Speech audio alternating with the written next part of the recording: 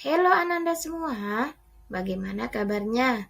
Kemarin kita telah mempelajari tentang keanekaragaman hayati di Indonesia. Sekarang kita akan mempelajari tentang klasifikasi makhluk hidup. Tujuan dari pembelajaran kali ini, peserta didik dapat mengklasifikasikan makhluk hidup berdasarkan ciri-cirinya. Makhluk hidup sebagai objek kajian biologi sangat beraneka ragam. Para ahli melakukan klasifikasi dengan tujuan untuk menyederhanakannya dan mengetahui hubungan kekerabatannya. Coba perhatikan gambar di bawah ini.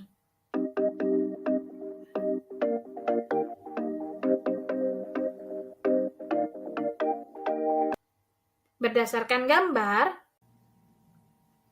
jelaskan apa yang mendasari klasifikasi makhluk hidup. Apa yang membedakan sistem klasifikasi satu dengan sistem klasifikasi yang lainnya? Coba perhatikan klasifikasi di bawah ini.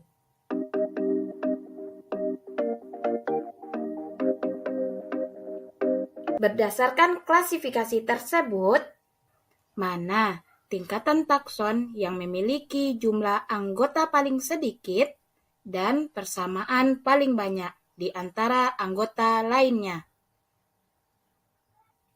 Bagaimana ketentuan dari penamaan makhluk hidup?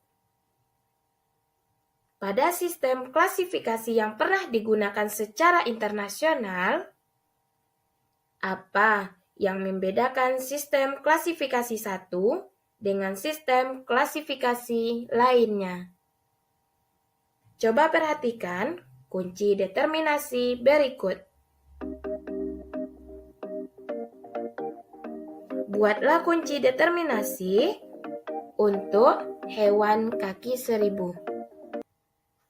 Untuk menjawab semua pertanyaan tersebut, Ananda akan dibagi menjadi beberapa kelompok dan melakukan pengisian LKPD.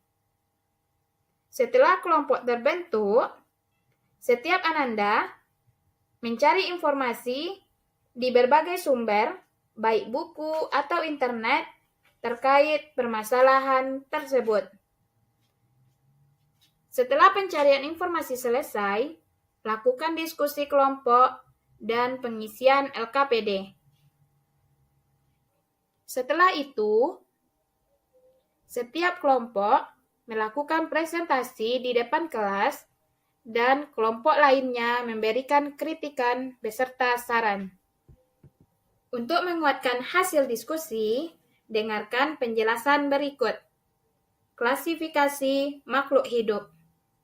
Klasifikasi makhluk hidup pertama kali dilakukan oleh Aristoteles.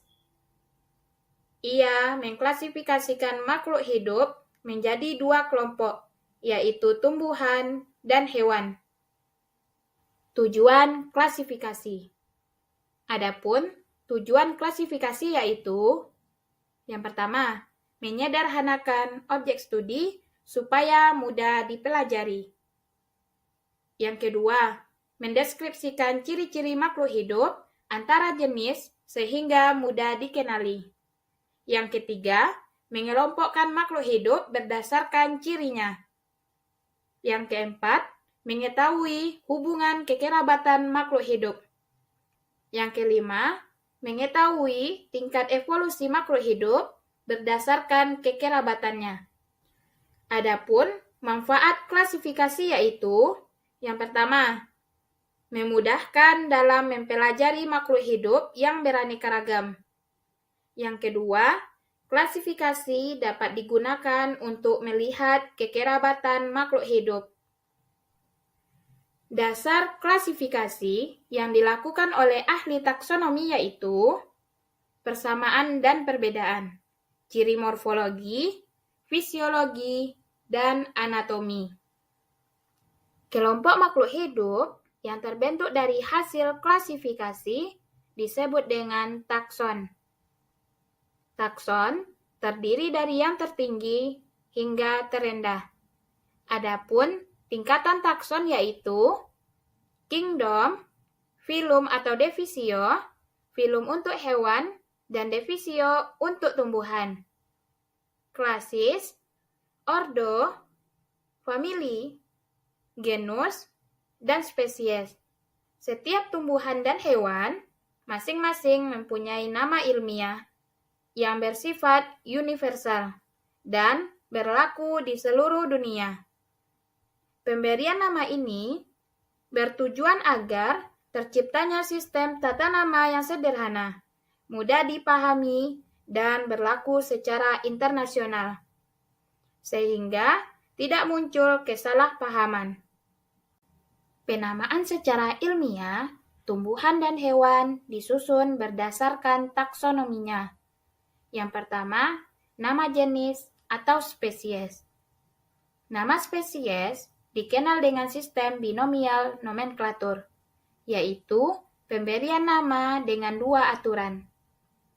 Cara pemberian nama binomial nomenklatur yaitu: yang pertama, menggunakan bahasa Latin. Yang kedua, terdiri atas dua kata. Kata pertama menunjukkan genus, dan kata kedua menunjukkan spesies. Yang ketiga, nama genus diawali dengan huruf kapital, sedangkan petunjuk spesies diawali dengan huruf biasa. Yang keempat, kedua nama diberi garis bawah yang terpisah atau dicetak miring. Contoh, Oryza sativa, padi. Columba livia, burung merpati. Yang kedua, marga atau genus. Marga tumbuhan atau hewan terdiri atas suku kata yang merupakan kata benda berbentuk tunggal. Huruf pertama diawali dengan huruf kapital. Contoh marga tumbuhan, solanum, terong-terongan. Dan marga hewan, felis, kucing. Yang ketiga, suku atau familia. Nama-nama suku biasanya berasal dari marga makhluk hidup yang bersangkutan. Pada tumbuhan, nama suku ditambahkan akhiran ase. Contoh, Solanaceae berasal dari kata solanum ditambah ase. Sedangkan pada hewan ditambahkan ide. Contoh, suku Felidae berasal dari felis dan ide. Berikutnya, ordo.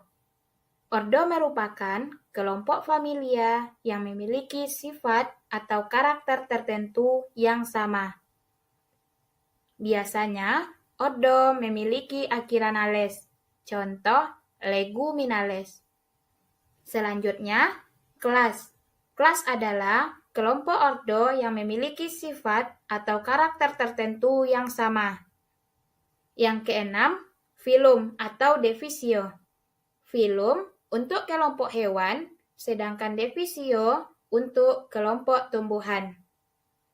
Filum atau divisio merupakan tingkatan takson yang terdiri dari beberapa kelas yang memiliki persamaan ciri. Dan tingkatan takson yang paling tinggi yaitu kingdom. Kingdom merupakan kelompok filum atau divisio yang memiliki karakter yang sama. Berikut ini contoh nama ilmiah pada tingkat takson untuk tumbuhan dan hewan.